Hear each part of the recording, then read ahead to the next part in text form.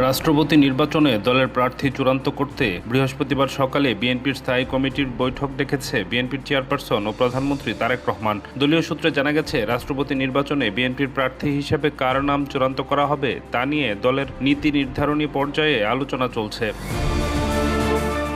বৃহস্পতিবারের স্থায়ী কমিটির বৈঠকে এ বিষয়ে চূড়ান্ত সিদ্ধান্ত নেওয়ার কথা জানানো হয়েছে। দলীয় সূত্রে আরও জানা গেছে, রাষ্ট্রপতি নির্বাচনে মনোনয়নপত্র জমা দেওয়ার শেষ দিন বৃহস্পতিবার। ফলে মনোনয়ন জমা দেওয়ার শেষ দিনই বিএনপির প্রার্থী চূড়ান্ত করে মনোনয়নপত্র জমা দেওয়ার প্রস্তুতি নেওয়া হয়েছে। বৈঠকের বিষয়ে জানতে চাইলে বিএনপির মিডিয়া সেলের সদস্য সায়রুল কবির খান জানিয়েছেন, বৈঠকে এ বিষয়ে সিদ্ধান্ত হবে।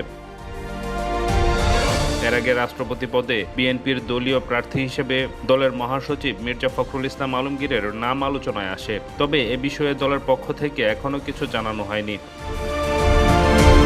বৃহস্পতিবারের স্থায়ী কমিটির বৈঠকের পরই রাষ্ট্রপতি পদে বিএনপির প্রার্থীর নাম আনুষ্ঠানিকভাবে জানা যেতে পারে।